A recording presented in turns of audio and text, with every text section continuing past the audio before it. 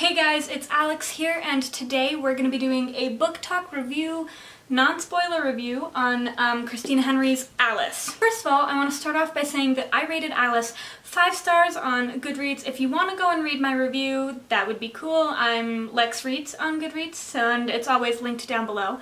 I could not put this book down. I absolutely devoured it. I read it in 2 sittings because I had to go to sleep because I had class the next morning. So I finished it the next afternoon because it just oh god, it just took me.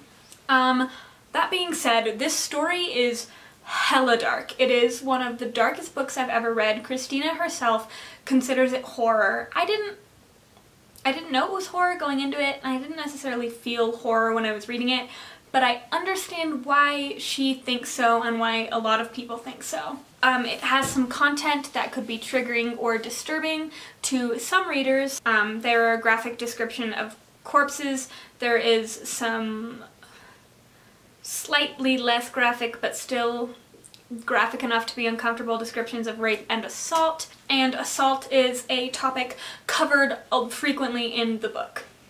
So just be aware of that going into it. So this book is about Alice, a girl who on her 16th birthday traveled to the old city on an adventure with her best friend Dor. During their adventure, Alice was taken, essentially kidnapped, by the White Rabbit, and she was assaulted and kept as a plaything. She later escaped from her captor and got back home to Newtown, where she was from, but the only thing that she said was the White Rabbit over and over and over and over again, causing her parents to institutionalize her in an asylum. She lives in the asylum for 10 years.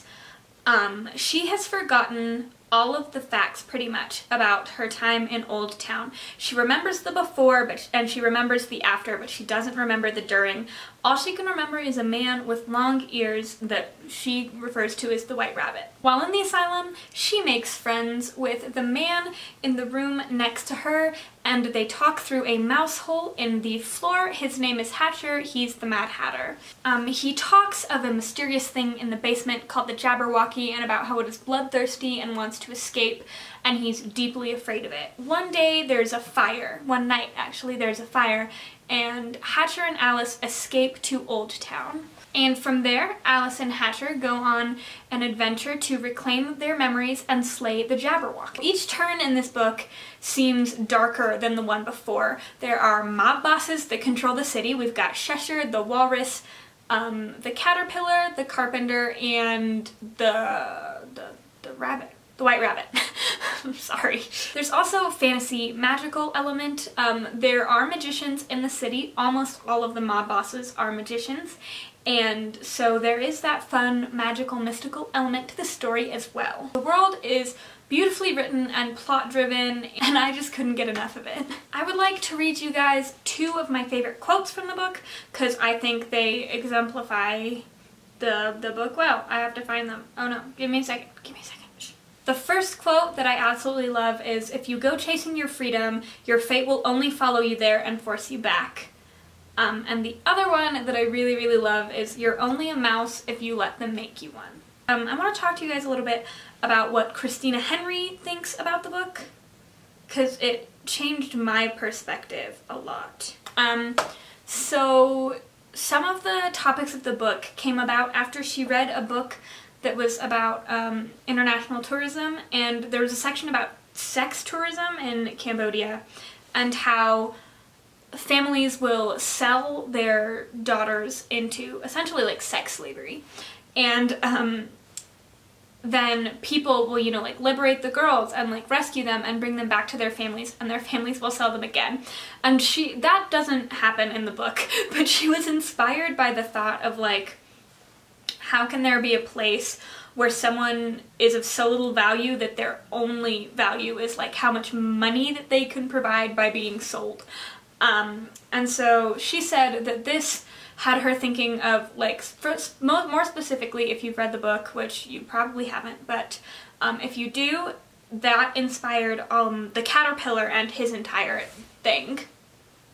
But she said that to her, Alice is a lot about an assault survivor who doesn't remember very much and who isn't believed almost at all.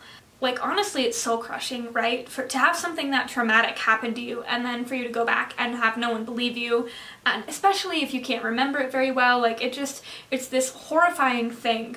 And she said that to her, Alice is regaining control of your own life. Like, it's a story of a girl, an assault survivor, regaining control of her own life and searching for the truth. She said it's a quest for the truth from the eyes of an assault survivor. And as soon as she said that in one of her panels when I met her, I was like, oh my gosh, that makes so much sense with the plot and everything. Like, it's a giant metaphor and also an Alice in Wonderland retelling at the same time, and that's so cool. I'm going to talk to you a little bit about why I love this book. Okay, so this book was really, really powerful to me, especially the more I learn about it, especially after meeting Christina Henry, like, the more I learn about it, the more powerful it is to me, because it is, right, a horror, beautiful, like, intense retelling of Alice in Wonderland, but it is also this tale of a woman finding herself again after everything has been taken from her. Her identity, she's been raped, so her confidence, her family because they put her in an asylum, her freedom because she's in an asylum, like, she's had everything taken away and she has to build herself back up because really, for her, it feels like no one else is going. No one else is going to, so she has to do it herself. And even though it is technically a horror book, to me, it didn't really feel that way. There was a lot of really disturbing images that, like, are there in my head and they're gonna be there in my head, and that's okay because it makes it all the more powerful.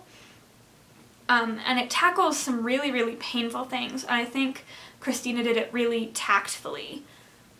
And I appreciated the message that she was trying to convey. On the climax, I'm not going to tell you what it is, but the interwebs will have you know that they think that the climax is anticlimactic and that it wasn't very good. I disagree very, very intensely. I believe that the ending of Alice shows that sometimes I wrote it down because I had like a more eloquent thought than I could probably say right here right now. So if I'm looking down, it's because I'm reading off my phone. I think that this ending shows that sometimes the darkest, worst, most horrible things can be destroyed simply by believing in yourself. But sometimes darkness and violence are not the solution. Oftentimes, darkness and violence are not the solution. And that sometimes good wins simply because it is unafraid of being good. The ending, sure, while it isn't necessarily this like super intense battle that it seems like it's going to be the entire time you're reading, it's more soft-spoken, which I think follows Alice's character arc better than having a battle, because that's not who Alice is. Alice succeeds in, you know, like pulling herself together and regaining her confidence and moving past all of the terrors that she has experienced. And to me, the climax is essentially her saying, I am Alice, and you cannot hurt me anymore. It's like a take back the night kind of thing of her being like, my name is Alice, and I am a strong woman, and I am not going to allow you to hurt me or anyone else ever again. And that is why this book is so beautiful and powerful. 5 stars on Goodreads. If you want to read my review, like I said, down below. I highly, highly recommend you read this book. It is my favorite book that I have read in 2018. It is one of my favorite books that I've read ever. I love it. Thank you to Christina Henry for blessing me with this story, and I will get you guys soon. Bye, friends!